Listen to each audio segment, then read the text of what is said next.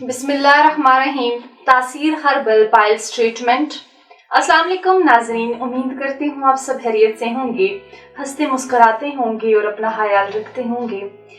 آج کا جو پروگرام میں آپ کی خدمت میں لے کر حاضر ہوئی ہوں وہ ہے تاثیر ہربل پائلز ٹریٹمنٹ. ناظرین، آج میں آپ کو بتاؤں گی کہ پائلز یعنی کہ جس کو اردو میں بواسیر کہا جاتا ہے وہ کیا ہے، اس کی کیا کازز ہو سکتے ہیں، یعنی کہ کیا وجوہات ہو سکتی ہیں. سب چیزیں ہم ڈسکس کریں گے اس پروگرام میں. تو ناظرین، بواسیر کے مرض میں مبتلا لوگوں کی تعداد میں آئے روز اضافہ دیکھنے میں آ رہا ہے، اور بعض لوگوں کو اس کے بارے میں پتہ ہی نہیں ہے کہ یہ ہوتا کیا ہے، یہ کس وجہ سے ہے، بیسیکلی بواسیر ہوتا کیا ہے. تو دراصل یہ جو مرض بواسیر کے نام سے جانا جاتا ہے، یہ آپ کی ڈائٹ میں امبیلنسمنٹ یعنی کہ اوور ایٹنگ یا اس میں امبیلنسمنٹ کی وجہ سے جو آپ کی مقد کی وریدوں میں خون جمع ہو جانے سے پیدا ہوتا ہے. جب مقد کے اندر اور باہر چھوٹے بڑے مسیں نمودار ہوتے ہیں جن میں شدید تکلیف ہوتی ہے، برننگ ہوتی ہے، درد ہوتا ہے، تو ہم کہتے ہیں کہ یہ بواسیر کا مرض ہے. ان مسوں میں شدید خارش رہتی ہے اور اکثر اوقات یہ مسیں پھٹ جاتے ہیں جن سے خون رسنا شروع ہو جاتا ہے. تو ناظرین، بواسیر کی زیادہ تر دو اقسام کامن ہمیں نظر آتی ہیں، پیشنٹس میں ملتی ہیں. ان میں ایک تو آپ نے بھی سنا ہوگا بادی بواسیر ہوتی ہے اور دوسری خونی بواسیر ہوتی ہے. تو ناظرین، بادی بواسیر میں مریض کو مسلسل کنسٹیپیشن یعنی کہ قبض رہتی ہے اور مسوں میں بہت سویئر برننگ ہوتی ہے، جلن ہوتی ہے اور انفلیمیشن بھی وہاں پہ ہوئی ہوتی ہے. جبکہ خونی بواسیر میں مسوں سے خون کا اخراج بھی ہوتا ہے اور اس مرض میں مریض اپنے اندر بہت زیادہ کمزوری، بہت زیادہ یعنی وہ آل دا ٹائم فٹیگ میں، ٹائرڈنس میں رہے گا. خونی بواسیر میں خون کا زیادہ اخراج مریض کی جان کے لیے خطرے کا باعث بھی ہو سکتا ہے، جس سے انسان کی موت بھی واقع ہو سکتی ہے. بواسیر ایک تکلیف دہ مرض ہے. اس کا مریض ہر وقت ذہنی اور جسمانی اذیت سے دوچار رہتا ہے.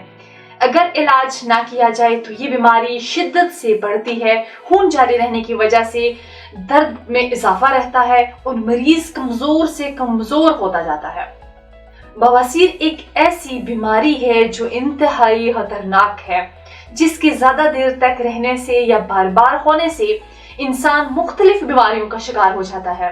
اس بیماری کی وجہ سے لوگوں کو بہت مسائل کا سامنا کرنا پڑتا ہے. کرسی پر بیٹھنے یا سواری چڑھنے یا اترنے کی وجہ سے بھی آپ کو تکلیف زیادہ ہو سکتی ہے. تو ناظرین، اب میں آپ کو بواسیر کی اگر سائن سمپٹمز کے بارے میں بات کریں یعنی کہ علامات کے بارے میں بات کریں تو مقد کی وریدوں میں خون جمع ہو جانے کے سبب ان میں آپ کو بہت زیادہ پین ہوگا، آپ کو بہت زیادہ برننگ ہوگی، آپ کو کھجلی ہوگی، کبھی کبھی تو خون بھی آئے گا. یہ خون خالص ہوتا ہے اور پہانا میں ملا ہوا نہیں ہوتا. موسٹلی بواسیر کے خون میں یہی فرق ہوتا ہے کہ جو سٹول پاس ہوا ہوتا ہے وہ ڈائریا کی صورت میں ہوتا ہے، کم مقدار میں ریلیز ہوتا ہے. بواسیر میں سرخ رنگ کا خالص خون زیادہ مقدار میں درد کے ساتھ آتا ہے. بواسیر کے اکثر مریضوں کو پتہ ہی نہیں ہوتا کہ انہیں کیا بیماری ہے. جب کبھی تکلیف یا بلیڈنگ ہو نہیں جاتی اس سے پہلے ان کو اس کا آئیڈیا نہیں ہوتا. یہ مرض، اس بیماری کی عام پہچان یہ ہے کہ بار بار آپ کو واش روم جانا ہوگا اور جب آپ واش روم سے ہو کر آ بھی جائیں گے تب بھی آپ کو یہی فیل ہوگا کہ آپ نے واش روم یوز نہیں کیا. ان علامات کو نظر انداز مت کیجیے بلکہ اپنی غذا پر فوراً توجہ دیں، اپنے ڈاکٹر کے پاس جائیں. ناظرین، اب میں آپ کو بواسیر کی کچھ وجوہات کے بارے میں اگر بات کروں تو پاکستان میں بواسیر کی بیماری کا ایک یہ عام مسئلہ ہے. یہ زیادہ تر چاول، تلی ہوئی اور مسالے دار چیزیں، انڈے، گرم چیزیں، مچھلی وغیرہ کے استعمال سے ہو جاتی ہے. بواسیر کا سب سے اہم مسئلہ کنسٹیپیشن ہے. کنسٹیپیشن کو ویسے بھی بہت ہی بری بیماری سمجھا جاتا ہے. جب بھی آپ کو کنسٹیپیشن آپ کو فیل ہو کہ میں 2 سے 4 دن تک آپ نے سٹول پاس نہیں کیا تو فوراً گو فار دی ڈاکٹر اور کنسٹیپیشن کا ٹریٹمنٹ کروائیں. گرم غذاؤں کا کثرت سے استعمال کرنے کی بھی یہ ایک اہم وجہ ہے. خشک میوجات کی زیادتی، غذا میں فائبر کی کمی، مقد میں دباؤ بڑھ کر رگوں میں سوزش پیدا ہو جاتی ہے. تو یہ ساری کمپلیکیشنز ہیں. तो नाज़रीन आज मैं आपको बताऊंगी कि ग़ज़ा में किन किन चीज़ों से परहेज करनी है। बवासीर की मरीजों को चाहिए कि वो बाजारी खानों से परहेज करें, तमाम मसालादार जो खाने हैं उनको बंद कर दें, हर किस्म का गोश्त बंद कर दें। बवासीर खूनी हो या बादी, दोनों सूरतों में नरम हल्की फुल्की जल्द डाइजेस्ट होने वाली ग़ज़ा का इस्तेमाल करें, मोस्टली लिक्विड्स यूज़ करें, ताज़ा फल और सब्जियां इस्तेमाल करने ज़्यादा करें, खाने के साथ साथ सैलेड का इस्तेमाल भी ज़्यादा करें, दिन में पानी ज़्यादा से ज़्यादा पिएं, वाटर इनटेक को इंक्रीज कर दें। इन ग़ज़ाओं का इस्तेमाल ज़्यादा करें जिनमें फाइबर पाया जाता है।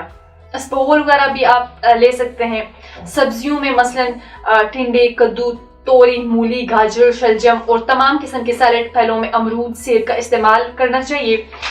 और बादी, खट्टी और तेज ज़्यादा गर्म मजाज वाली ग़ज़ाएं, इनसे परहेज करें।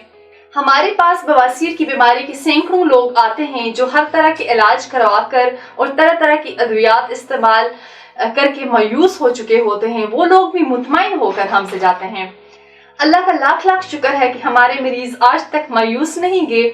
मैं तमाम लोगों को बताना चाहती हूँ कि कुदरती इलाज पर आप भरोसा रखें, क्योंकि ये वो वाहिद इलाज है जो दुनिया में कहीं नहीं पाया जाता, जिसके किसी किस्म का आपकी बॉडी पे कोई साइड इफेक्ट नहीं है। जो आप भी इस मर्ज का अगर शिकार हैं तो देर ना करें, बल्कि आज के अपॉइंटमेंट लेकर तासीद वाहना तशरीफ लाएं। जो 80 साल से अवामन नास की खिदमत कर रहा है, मुकम्मल चेकअप करवा के मेडिसिन लें और बिना किसी साइड इफेक्ट के इस मर्ज से मुकम्मल तौर पर हमेशा के लिए निजात हासिल करें।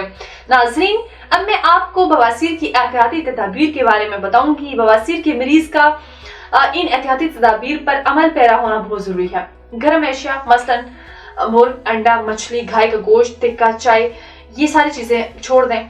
हल्की वर्जिश और पैदल चलना मुफीद है। ज्यादा देर तक साइकिल, घोड़े की सवारी से परहेज करें। नाज़रीन, तो ये था आज का हमारा प्रोग्राम। उम्मीद करती हूँ आपको पसंद आया होगा, बहुत सी मालूमात आपको हासिल हुई होंगी। अगले प्रोग्राम में एक नए मौजू के साथ दोबारा आपकी खिदमत में हाजिर होंगी। तब तक के लिए मुझे दीजिएगा इजाजत। खुदा हाफिज।